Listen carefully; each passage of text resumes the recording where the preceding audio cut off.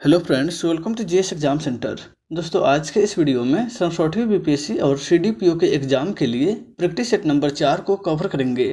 दोस्तों, यह practice set number 4 का तीसरा वीडियो है जिसमें प्रश्न 101 से लेकर 140 तक के प्रश्न को कवर करेंगे। तो चलिए शुरू करते हैं। आज का पहला प्रश्न है, वर्तमान में भारत के संसद में बिहार के प्रतिनिधियों की कुल संख्या कितनी है? भारत के संसद में बिहार के कुल प्रतिनिधियों की संख्या कितनी है? तो राइट आंसर हो जाएगा ऑप्शन सी 56। यानी कि भारतीय संसद में बिहार के कुल प्रतिनिधि 56 हैं। लोकसभा के लिए 40 सदस्यों का चुनाव होता है, जबकि राज्यसभा के लिए 16 सदस्यों का निर्वाचन किया जाता है। नेक्स्ट है क्वेश्चन नंबर 2। भारत के महान्यायवादी के संबंध में कौन सा कथन इसमें गलत है, उसको चयन करना है। भारत के महान्यायवादी के संबंध में, तो यहाँ पे राइट आंसर हो जाएगा ऑप्शन बी, संविधान में पारिश्रमिक तय है। यानी कि यह ऑप्शन जो है गलत है। बाकी ऑप्शन ए जो है यानी कि नियुक्ति राष्ट्रपति के द्वारा होता है, यह भी सही है। सुप्रीम कोर्ट में भारत सरकार का प्रतिनिधित्व करता है, यह भी ऑप्शन सही है। और देश का सर्वोच्च कानूनी अधिकारी होता है, यह भी ऑप्शन सही है। नेक्स्ट है क्वेश्चन नंबर 3। निम्न में कौन राज्य सबसे अधिक पड़ोसी राज्यों से घिरा हुआ है? आपको बताना है दिए गए ऑप्शन के अनुसार इनमें से कौन सा राज्य जो है वह सबसे अधिक पड़ोसी राज्यों से घिरा हुआ है। तो यहाँ पर राइट आंसर हो जाएगा ऑप्शन डी, असम। असम जो है बाकी 3 राज्यों की अपेक्षा सबसे अधिक राज्यों से घिरा हुआ है। यहाँ पे ऑप्शन डी इसका राइट आंसर हो जाएगा। असम जो है 7 राज्यों से घिरा हुआ है, जैसे कि पश्चिम बंगाल, मेघालय, त्रिपुरा, मिजोरम, नागालैंड, मणिपुर और अरुणाचल प्रदेश। नेक्स्ट है क्वेश्चन नंबर 4। इनमें से कौन सा वृक्ष सबसे अधिक ऊंचाई पर पाया जाता है? इनमें से कौन सा वृक्ष सबसे अधिक ऊंचाई पर पाया जाता है? तो यहाँ पर राइट आंसर हो जाएगा ऑप्शन ए, देवदार। देवदार का पेड़ जो है वह समुद्र तल से लगभग 1500 मीटर से लेकर 2500 मीटर तक के ऊंचाई तक पाया जाता है। यह पेड़ जो है अधिकांशतः पश्चिमी हिमालय क्षेत्र में मिलता है। नेक्स्ट है क्वेश्चन नंबर 5। किस राज्य में रबड़, तंबाकू, कॉफी तीनों प्रचुर मात्रा में उत्पादित किए जाते हैं? इनमें से किस राज्य में रबड़, तंबाकू और कॉफी तीनों प्रचुर मात्रा में उत्पादित किए जाते हैं? तो राइट आंसर हो जाएगा ऑप्शन सी, कर्नाटक में। कर्नाटक में जो है कॉफी का भी उत्पादन अधिक होता है, तंबाकू का भी होता है और रबड़ का भी उत्पादन होता है। नेक्स्ट है क्वेश्चन नंबर 6। पटना से चेन्नई जाने के क्रम में बीच के राज्यों को चिन्हित करना है और दिए गए ऑप्शन के अनुसार बताना है कि इनमें से कौन सा विकल्प गलत है।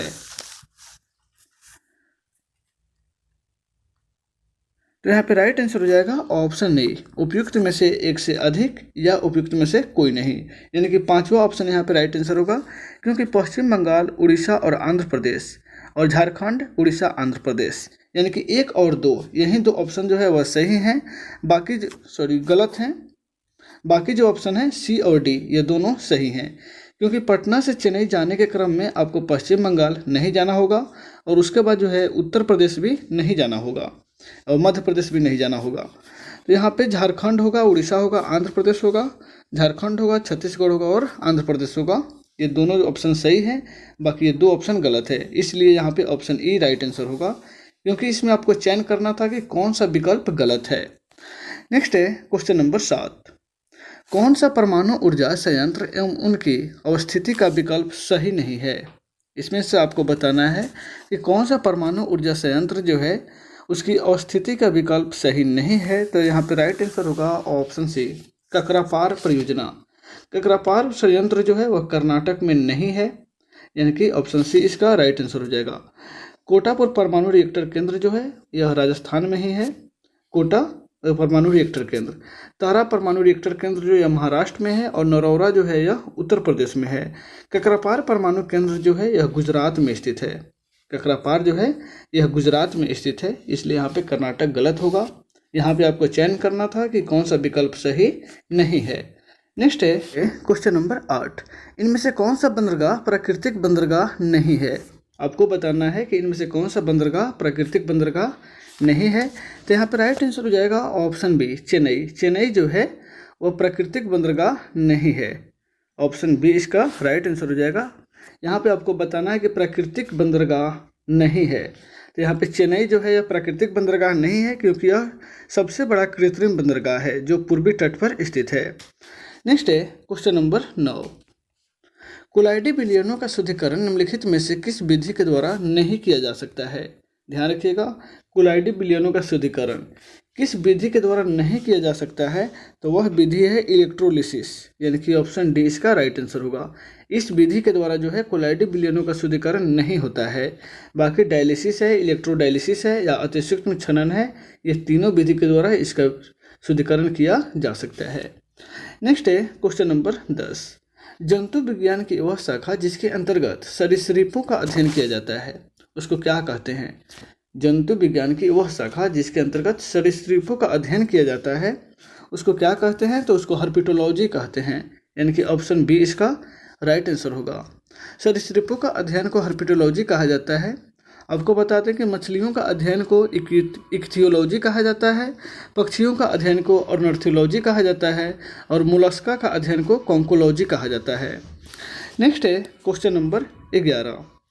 कोशिका में किसकी मात्रा 80% से अधिक होती है? कोशिका में किसकी मात्रा 80% से अधिक होती है? तो वह होता है जल। जल ऐसा पदार्थ है जो शरीर में लगभग 80% होता है। 65 से 80% के बीच में जल ही है हमारे शरीर में। वो भी कोशिका में जो है 80% से अधिक क्या होता है? जल ही होता है। कोशिका की खोज आपको बता दें कि रॉबर्ट हुक के द्वारा 1665 ईस्वी में किया गया था। नेक्स्ट है क्वेश्चन नंबर 12। निम्न में से किसके द्वारा पेनिसिलिन का उत्पादन संभव है? पेनिसिलिन का उत्पादन इनमें से किसके द्वारा संभव है? तो वह होता है फफूंद, यानी कि एक फफूंद से पेनिसिलिन का उत्पादन संभव है।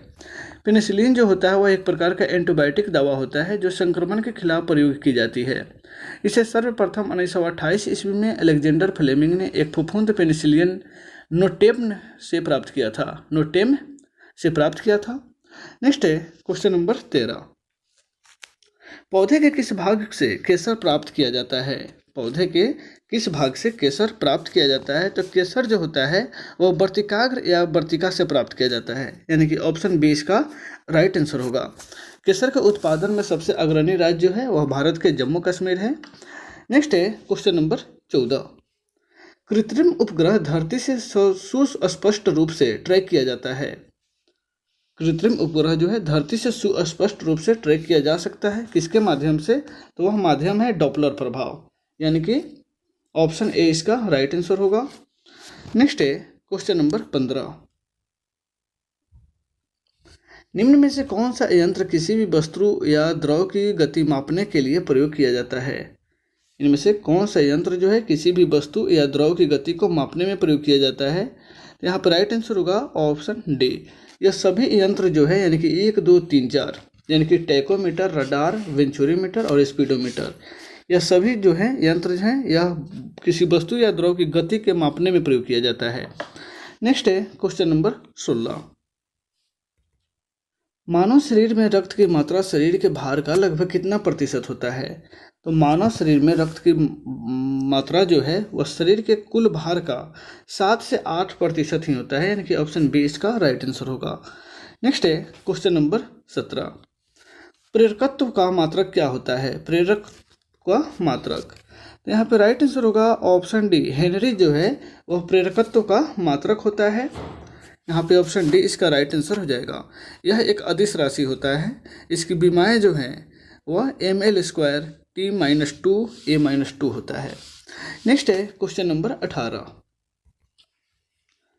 गैस से ठोस में बदलना क्या कहलाता है? गैस से ठोस में बदलना जो प्रक्रिया है उसको क्या कहते हैं? तो वह प्रक्रिया जो है द्रवण कहलाती है। द्रवण के द्वारा जो है गैस से ठोस में बदला जा सकता है। ध्यान रखिएगा, यहाँ पे ऊर्ध्वपातन गलत होगा, क्योंकि ऊर्ध्वपातन जो है वह गैस से ठोस में और ठोस से सीधे गैस में परिवर्तित किया जाता है, उसको ऊर्ध्वपातन कहा जाता है। लेकिन यहाँ पे केवल गैस से ठोस में जो बदलने की प्रक्रिया है उसको आप द्रवण कह सकते हैं। यहाँ पे ऑप्शन डी इसका राइट आंसर होगा।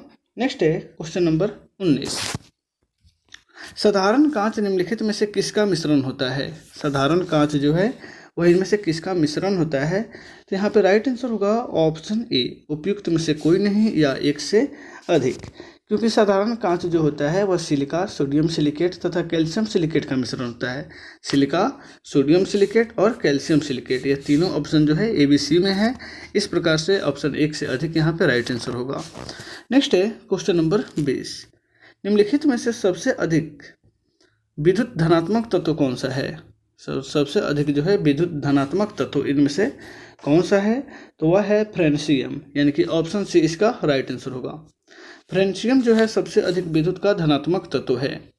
नेक्स्ट है क्वेश्चन नंबर 21। प्रकाश के क्वांटम सिद्धांत का प्रतिपादन किस वैज्ञानिक ने किया था? प्रकाश के क्वांटम सिद्धांत, तो क्वांटम सिद्धांत का प्रतिपादन जो है आइंस्टीन के द्वारा किया गया था, यानी कि ऑप्शन A इसका राइट आंसर होगा। प्रकाश के क्वांटम सिद्धांत का प्रतिपादन अल्बर्ट आइंस्टीन ने किया था। मैक्स प्लॉक का क्वांटम सिद्धांत के अनुसार जो है उसने भी किया था। तो उन्होंने यह सिद्धांत दिया था कि किसी वस्तु से प्रकाश और ऊष्मा जैसी विकिरण ऊर्जा का उत्सर्जन या अवशोषण सतत नहीं होता है। यह जो है मैक्स प्लॉक ने दिया था। लेकिन आइंस्टीन जो दिया था क्वांटम सिद्धांत के अनुसार, जो पदार्थ जो है जितने अवशोषण करेगा उतना ही वह उत्सर्जन भी करेगा। नेक्स्ट है question number 22। Nickel cadmium battery का प्रयोग निम्नलिखित में से किसमें होता है?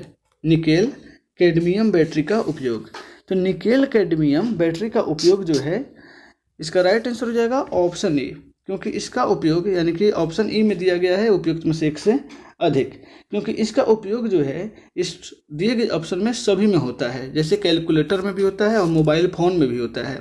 कार्डलेस इलेक्ट्रॉनिक्स उपकरण में भी इसका उपयोग होता है, यानी कि यहाँ पे ऑप्शन A, C, D सही है। नेक्स्ट है क्वेश्चन नंबर 23। किसी विलयन में उपस्थित हाइड्रोजन आयन की सांद्रता ज्ञात करने के लिए कौन सा स्केल उपयोग किया जाता है? किसी विलयन में उपस्थित हाइड्रोजन आयन की सांद्रता ज्ञात करने के लिए pH स्केल जो है उपयोग किया जाता है, यानी कि ऑप्शन D इसका राइट आंसर होगा। pH का फुल फॉर्म होता है पावर ऑफ हाइड्रोजन। नेक्स्ट है क्वेश्चन नंबर 24। किसी तत्व को पीटकर पतली चादर बनाया जाता है, वह तत्व क्या होता है? किसी तत्व को पीट करके पतली चादर बनाई जाती है, वह तत्व क्या होता है? तो वह तत्व जो है वह धातु होता है, क्योंकि धातु को ही पीट करके चादर बनाई जा सकती है। और यह गुण जो है सबसे उच्च किस्म का धातु इसमें पाया जाता है, तो वह होता है सोना, यानी कि गोल्ड। नेक्स्ट है क्वेश्चन नंबर 25। किसी प्रोटॉन का निम्नलिखित में से कौन सा गुण किसी चुंबकीय क्षेत्र में मुक्त गति करते समय परिवर्तित हो जाता है? किसी प्रोटॉन का निम्नलिखित में से कौन सा गुण चुंबकीय क्षेत्र में मुक्त गति करते समय परिवर्तित हो जाता है? तो वह गुण होता है, यहाँ पे राइट आंसर हो जाएगा ऑप्शन ए, क्योंकि उपयुक्त में से 1 से अधिक।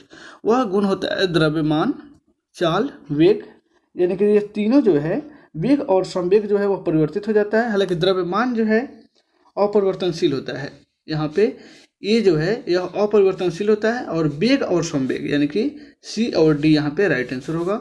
इस प्रकार से उपयुक्त में से 1 से अधिक, यानी कि ऑप्शन E यहाँ पे राइट आंसर होगा। नेक्स्ट है क्वेश्चन नंबर 26। जब हम रबड़ के गद्दे वाली सीट पर बैठते हैं अथवा जब गद्दे पर लेटते हैं तो उसका आकार परिवर्तित होता है। ऐसे पदार्थ में क्या पाया जाता है? तो राइट आंसर होगा ऑप्शन बी, उसमें जो है स्थितिज ऊर्जा पाई जाती है। स्थितिज ऊर्जा के कारण जो है उसका आकार परिवर्तित होता है। नेक्स्ट है क्वेश्चन नंबर 27। ध्वनि तरंगे किसमें गति करती है? किस प्रकार से गति करती है? ध्वनि तरंग जो है वह किस प्रकार से गति करती है? तो ध्वनि तरंग हमेशा जो है लंबवत गति करती है। ऑप्शन ए इसका राइट आंसर हो जाएगा। नेक्स्ट है क्वेश्चन नंबर 28। जब एक लड़की झूले पर बैठे स्थिति में झूला झूल रही है, उस लड़की के खड़े हो जाने पर दोलन का आवर्तकाल कितना होगा? तो दोलन का आवर्तकाल जो है वह कम हो जाता है, यानी कि ऑप्शन ए इसका राइट आंसर होगा। कोई झूला पर बैठे स्थिति में कोई लड़की झूला झूल रही है तो उसका आवर्तकाल समान रहेगा, लेकिन जब वह खड़ा हो जाती है तो वह आवर्तकाल उसका कम हो जाएगा। नेक्स्ट है क्वेश्चन नंबर 29। किसी भी स्थिर या गतिशील वस्तु की स्थिति या दिशा में तब तक कोई परिवर्तन नहीं होता है जब तक उस पर कोई बाहरी बल सक्रिय न हो। यह किस नियम को प्रतिपादित करता है? तो यह जो है न्यूटन का प्रथम नियम का प्रतिपादित करता है, यानी कि न्यूटन का प्रथम गति नियम के अनुसार जो है किसी भी स्थिर या गतिशील वस्तु की स्थिति एवं दिशा में तब तक कोई परिवर्तन नहीं होता है जब तक उस पर कोई बाहरी बल सक्रिय न हो। नेक्स्ट है क्वेश्चन नंबर 23। डायोड एवं ट्रांजिस्टर में टर्मिनल कितने होते हैं? डायोड और ट्रांजिस्टर में कितने टर्मिनल होते हैं? तो डायोड और ट्रांजिस्टर में जो है 2 और 3 टर्मिनल होते हैं, यानी कि डायोड में जो होता है 2 होता है और ट्रांजिस्टर में 3 गो होता है। इस प्रकार से ऑप्शन डी इसका राइट आंसर हो जाएगा। नेक्स्ट है क्वेश्चन नंबर 31। उत्प्लावनकता किस पर निर्भर करती है? उत्प्लावनकता जो है वह किस पर निर्भर करती है? तो वह विस्थापित द्रव के द्रव्यमान पर, विस्थापित द्रव के द्रव्यमान पर निर्भर करती है। नेक्स्ट है क्वेश्चन नंबर 32। भाप अंगार गैस किसका मिश्रण है? भाप अंगार गैस यानी कि वाटर गैस, इनमें से किसका मिश्रण है? तो वाटर गैस जो है कार्बन मोनोऑक्साइड और हाइड्रोजन का मिश्रण होता है। इस प्रकार से ऑप्शन सी इसका राइट आंसर होगा। भाप अंगार गैस, जिसको वाटर गैस के नाम से जाना जाता है, यह जो है कार्बन मोनोऑक्साइड और हाइड्रोजन। नेक्स्ट है क्वेश्चन नंबर 33। ओवरी यानी कि अंडाशय से हार्मोन स्रावित होते हैं। इनमें से कौन सा हार्मोन जो है वह अंडाशय से स्रावित होते हैं? तो यहाँ पे राइट आंसर हो जाएगा ऑप्शन ए, उपयुक्त में से कोई नहीं या एक से अधिक, यानी कि 5वां ऑप्शन। यानी कि दिए गए ऑप्शन के अनुसार जो है अंडाशय से स्रावित होने वाला हार्मोन जो है वह एस्ट्रोमिन है, प्रोजेस्टेरोन है और रिलैक्सिन है। इस प्रकार से यहाँ पे देखिएगा रिलैक्सिन, प्रोजेस्टेरोन और यहाँ पे एस्ट्रोजन, ये 3 हार्मोन जो हैं वो ओवरी से स्रावित होते हैं। नेक्स्ट है क्वेश्चन नंबर 34। निम्नलिखित में से ऐसे प्राणी की पहचान कीजिए जिसमें रक्त नहीं होता है लेकिन वह श्वसन करता है। इनमें से कौन सी प्राणी है जिसके शरीर में रक्त नहीं पाया जाता है लेकिन वह श्वसन करता है? तो वह प्राणी जो होता है वह हाइड्रा होता है। ऑप्शन डी इसका राइट आंसर होगा, क्योंकि हाइड्रा जो है वह एक किसकीय प्राणी होता है जिसमें रक्त नहीं होता है और यह त्वचा के माध्यम जो है इसका श्वसन का कार्य करता है, त्वचा के माध्यम से यह श्वसन करता है। नेक्स्ट है क्वेश्चन नंबर 35। माध्यम में ध्वनि का वेग का सही क्रम बताना है, यानी कि बढ़ते क्रम में माध्यम में ध्वनि का वेग का सही क्रम क्या है? तो यहाँ पे राइट आंसर हो जाएगा ऑप्शन सी, यानी कि सबसे कम जो होता है वह कार्बन डाइऑक्साइड में होता है, उसके बाद जलवाष्प में होता है, उसके बाद आयरन में होता है, उससे अधिक जो है एल्युमिनियम में होता है।